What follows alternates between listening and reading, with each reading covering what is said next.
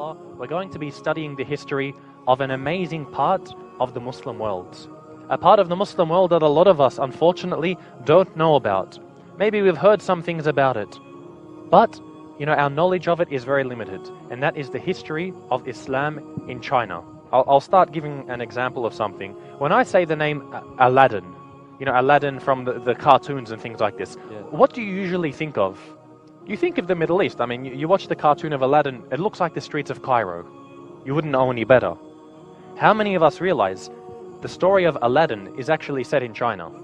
Aladdin was set in China. Aladdin is a Chinese Muslim living in China. Because you see that many parts of China, especially going towards the west of China, it's not China like of Beijing and all of these areas. You get to the areas where it's almost 100% Muslim. Of course, the story is nonsense. But the example that I love to give is that Aladdin was a Chinese Muslim. This is something that flies over most people's heads. And if you read the story of Aladdin, in the first few sentences, it says Aladdin was in China. So this is something to introduce that yes, there are Muslims in China. They play a great part in the history of the Ummah, but they've been largely forgotten, unfortunately. Now, when we look at the spread of Islam, as we know, we've mentioned, Islam spread throughout the Middle East, from Mecca, going, in all directions. And Islam spread through what we call the Silk Road. The Silk Road is basically the way between the Middle East and China, the Central Asian states. Now, from the very beginning of Islam, we're talking at the time of Uthman, radiallahu anhu, he sent an envoy to China. So he sent a group of Muslims to China. And one of the people he sent was the Sahabi Sa'ad ibn Abi Waqqas, radiallahu anhu. So Sa'ad, he actually visited China. He was an envoy on behalf of Uthman. And it said that his father actually came with him. So Abi Waqqas, his father came, and he's actually buried in China. And there was a masjid that was built, because when the Chinese emperor received them, he was so proud, to have a relation with the Muslim empire, that he built a masjid in their honor. He built the masjid of the Huaixiang Mosque. Huaixiang, it actually means like a memorial mosque. And the reason why he did this, the Chinese emperor, was to honor the Prophet Muhammad sallallahu alaihi wasallam. It was actually erected in the memory of the Prophet. So he said, this empire that was started by him, the relations that we have, I want to build a masjid on your behalf. And at the Huaixiang Mosque, it said that the father of Sa'ad ibn Abi Waqqas, Abi Waqqas himself, is actually buried there. Subhanallah. Well, what happened as we're looking, the Prophet, Uthman radiallahu anhu, he sent his envoy.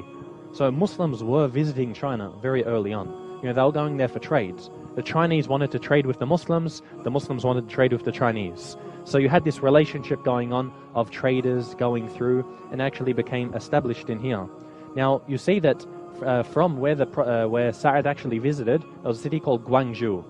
Later on became known as Canton. It is one of the largest cities in the world up until now, and even at the time was one of the largest cities in the world. China's a very big country, but no doubt, trade up until today, trade is a large part of the Chinese culture, and we're going to sort of elaborate on this a little bit later, how the trade relationship between the Muslims and China continues until today.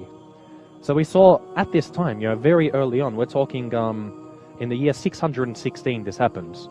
It's not long after the death of the Prophet sallallahu alaihi wasallam. Guangzhou had 4 mosques. 4 very big mosques that were built in this early stage.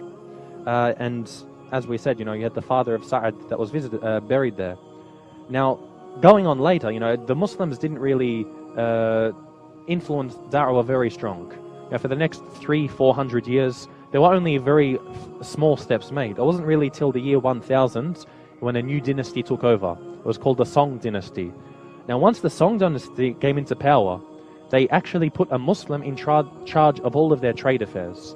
Like, how you've got a trade minister who looks after all of the trade? It was actually a Muslim. The office of the director of the general of shipping was always held by a Muslim. The law of the dynasty said that a Muslim must hold this, because the Muslims were the key to trade. Yeah, they were trustworthy, but they were also a key.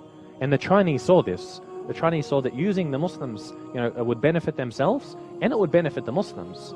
And you saw they had a respect for Islam. The emperor would build a masjid. No, generally you find most of the emperors, they didn't really have any issues. They had very, very good relationship with the Muslims. And from the beginning, you definitely saw most of the emperors welcome the Muslims. I mean, during the Song dynasty, the emperor at this time, he actually invited 5,500 Muslims from Bukhara. Bukhara is in Central Asia, we know from Imam Bukhari. He came from Bukhara. The emperor he actually invited 5,500 Muslims to settle just north of Beijing. The reason why he wanted them to come to Beijing is because he knew the Muslims were very noble warriors. Unlike many of the Chinese at the time, as you see, the dynasties are changing. You got the Ming dynasty, you got the Song dynasty, the Qing. It's changing very quickly. Most of the Chinese, they might not always remain loyal. But he saw the Muslims, on the other hand, were very, noble warriors. What he did is because just north of Beijing, so sort of going closer towards the Korean peninsula, you had an empire that was known as the Liao Empire. And the Liao Empire was threatening the Song dynasty. So rather than putting Chinese, his own brethren, Han Chinese, in power, he invited these Muslims from Bukhara, because he said they're going to do a better job than what the Chinese would do defending my lands. So he invited these Muslims. Now they were actually led by an emir, and his name was Amir. But you see, Prince Amir, he actually took on a Chinese name as well. So the people, they knew him as Sol Fai-er. Sol Fai-er, this was his Chinese name. Otherwise, the Muslims in Arabic, they knew him as Amir.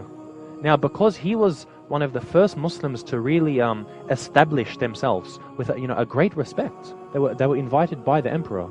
These are people who were very close to the heart of the emperor. The Muslims in China today, they call him the father of Islam. Because really, before you had people trading, going in and out, but he's the first one who really settled in China.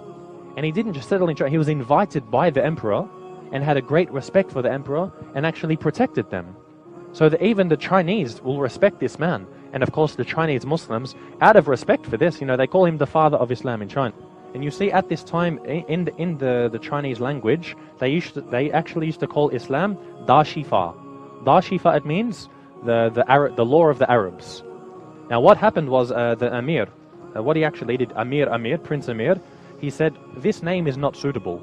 You have to say the law of the Arabs, because as we said at the start, the majority of the Muslims that the emperor, the dynasty knew were the Arabs that were trading with them.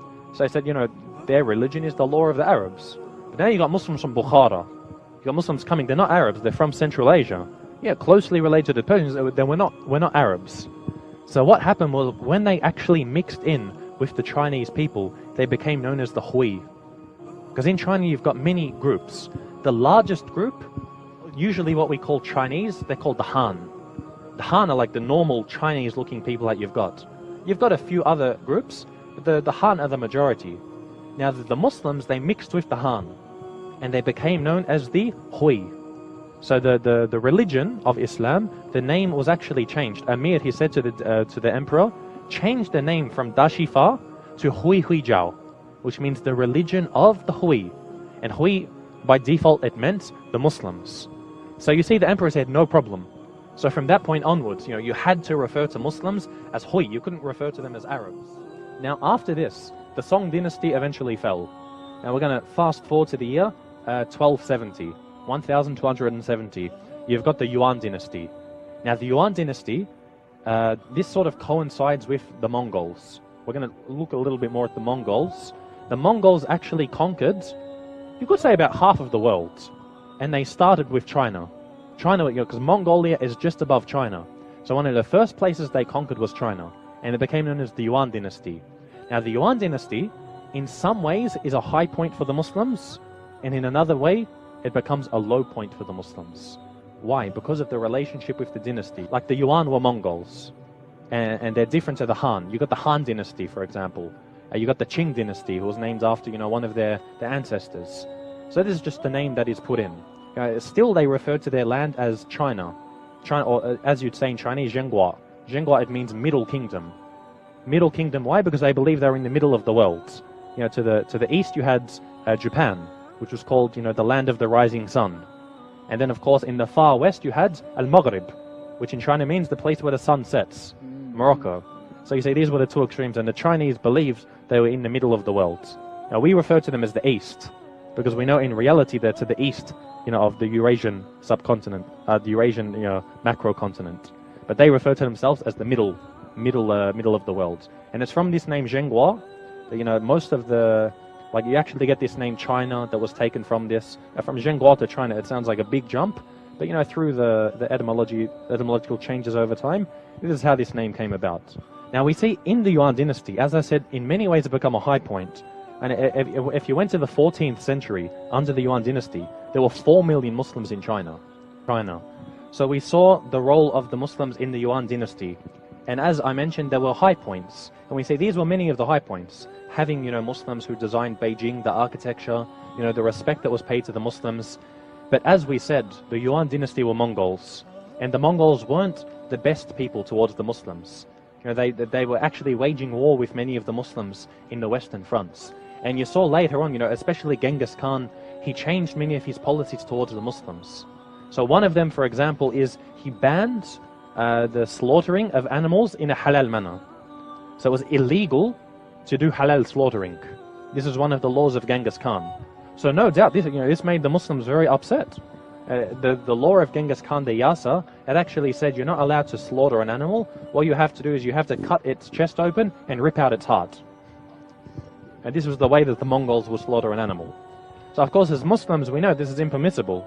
You have to slaughter it in a halal. It's actually more beneficial for the animal. It's more humane. So this was actually made illegal. So you see the Muslims now, after all of these good relations with the government, now all of a sudden they're running into problems. It was said some of the Muslims were actually called to Genghis Khan. And he said, all of the people slaughter the animal how we tell you to do, except you Muslims. Why is that? And he said, because our religion mandates that we must slaughter the animal. And he said, well, I say that you shouldn't slaughter the animal. What do you say to this? And he said, I can't submit to this. And so he became very, very angry. And he started to oppress many of the Muslims because they refused to obey him. So this became one, you see, it was one of the low points of the Muslims, in the Yuan dynasty. Now, because of this, you found many Muslims started to rebel against the Yuan. Because you had the Han, remember we're talking about the ethnic Chinese. They really resented the fact that Mongols were ruling their lands. So as the Mongols were being defeated, inshallah, we're going to talk about this in great detail once we look at the Mongol invasion. They were being defeated by the Muslims, the Mamluks in Egypt. The Han said, we're going to take advantage and we're going to attack the Mongols as well. So the Muslims joined them.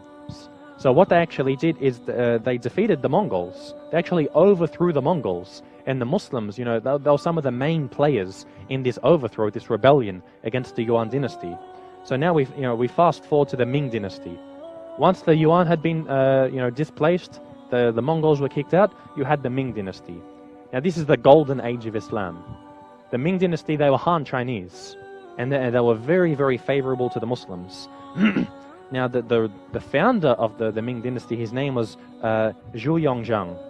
Now he actually founded this dynasty, and he had in his, the whole army, he had 6 Muslim generals. Now, of course, putting a general of the army is a very sensitive position. These are people, if you don't trust them, they can have a coup and overthrow you. He had 6 of his generals, they were Muslims. So he sent one of them, who was his most trusted general, to actually go and to continue fighting the Mongols. As we know, the Mongols, they started to attack China again. So the Chinese, they built the Great Wall of China.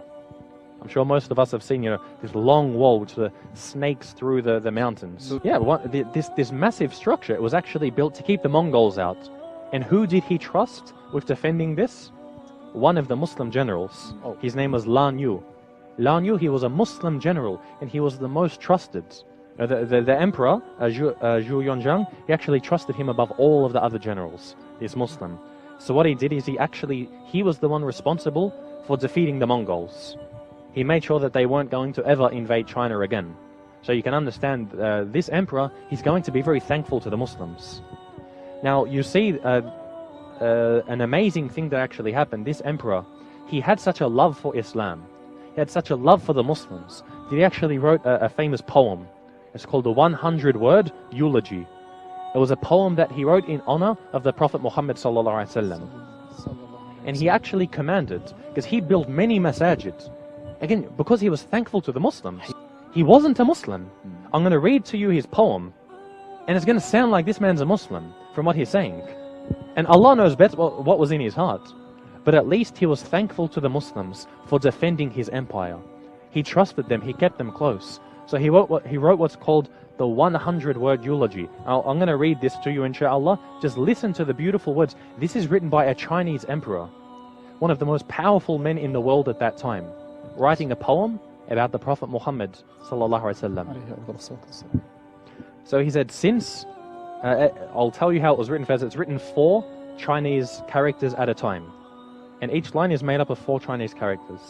So he said, since the creation of the universe, God had already appointed this great faith-preaching man.